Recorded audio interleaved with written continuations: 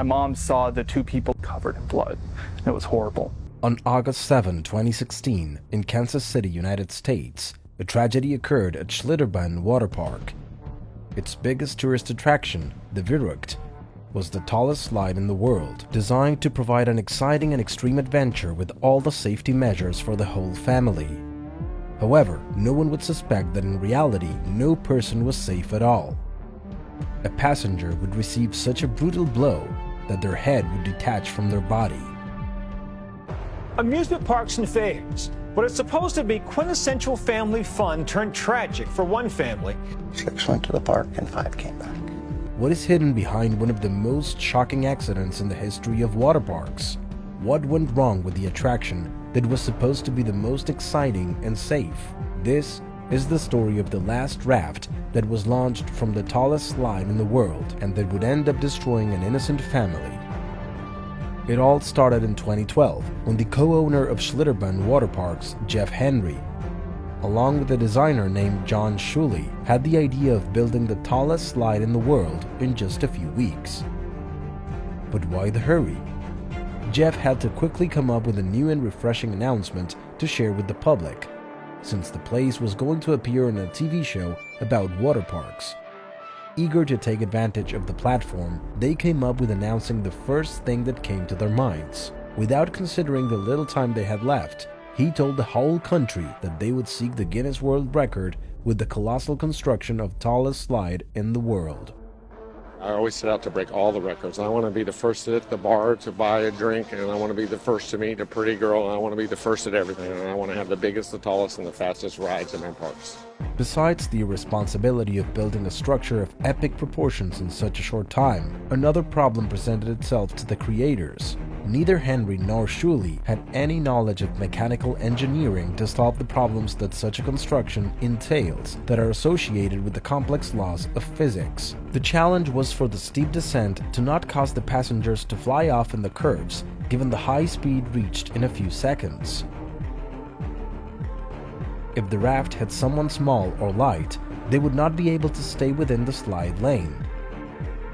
Unfortunately, these businessmen were very familiar with the laws of the state of Kansas, which did not require any credentials to carry out this complex operation, and did not require an official inspection for its operability.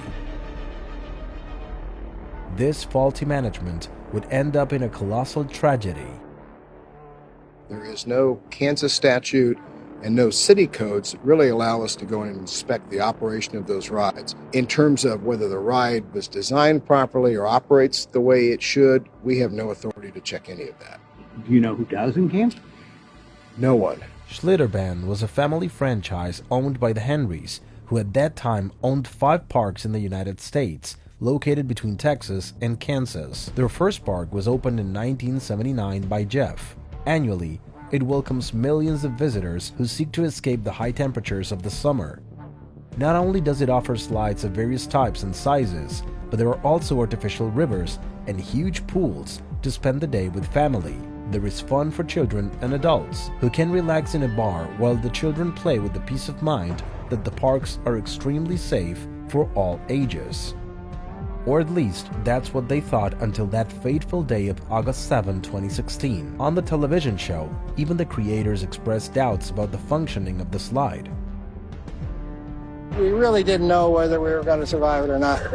And we didn't know whether we had it figured out or not. Despite all the doubts of irregularities, they were able to build a structure 169 feet tall in just a few weeks. Verrückt, which means insane and crazy in German, became the tallest water slide in the world. To get an idea of its height, consider that the structure is taller than Niagara Falls. The descent is so steep that it can reach speeds of over 62 miles per hour. The last test carried out before its inauguration will be the prelude to the tragedy that would occur 2 years later. All right, boys, kiss it goodbye, man.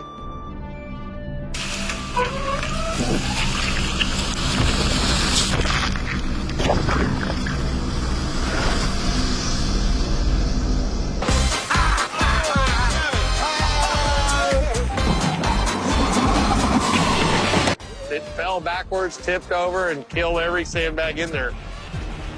We got enough done that we're all comfortable with what we saw, so we're good to go for tomorrow. If we mess up, it could be the end.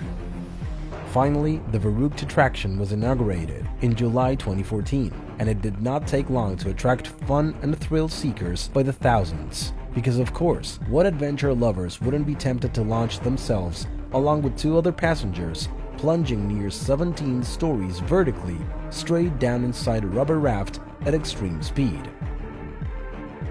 And when you reach the bottom of the slope, you go back up dramatically another 5 stories to go down again on a slope, ending up covered in water. All this in just 18 seconds.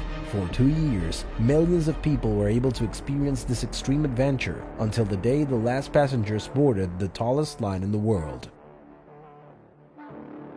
On August 7, 2016, the park was celebrating Elected Official Day, a promotion that Schlitterbahn offered where it gave free admission to elected officials of the state and their families.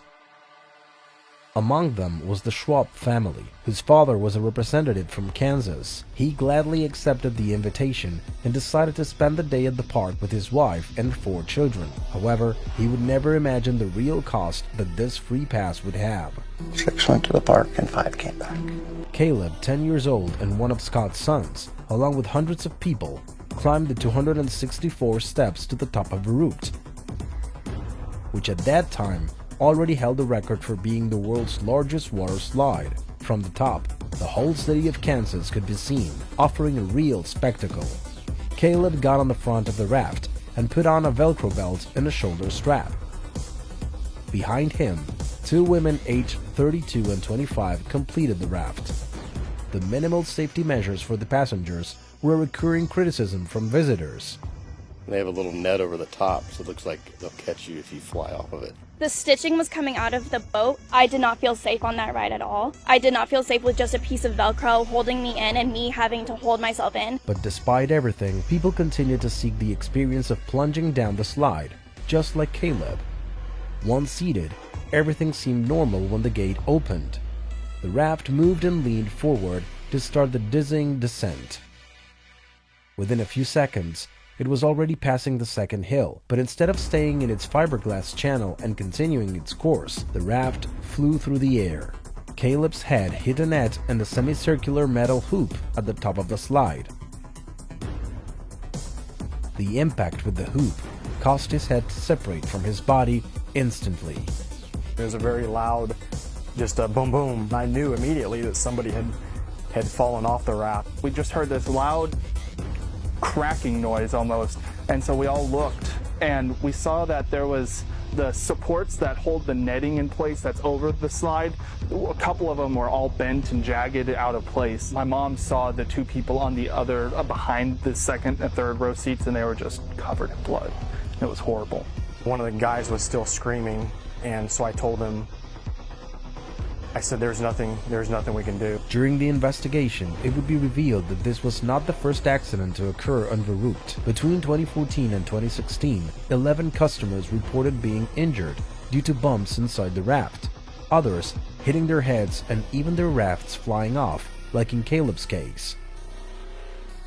However, Schlitterbahn never disclosed this information to the public. During the investigation, macabre details would come to light about how they were able to bypass the law to operate and the decisions they made that led to one of the most scandalous disasters in water parks. More than an accident, this tragedy was the result of serious negligence, combined with such arrogant individuals who would be willing to play with people's safety to achieve their ambitious goals. They found a perfect place to carry them out, a state with regulation laws so precarious and insufficient that they didn't see a problem when they were presented with this monstrous project. Unbelievably, just 3 days after Caleb's accident, the park opened its doors to the public. People flocked in. We weren't sure whether to come or not, but we decided to go ahead and come, and but kind of mixed feelings.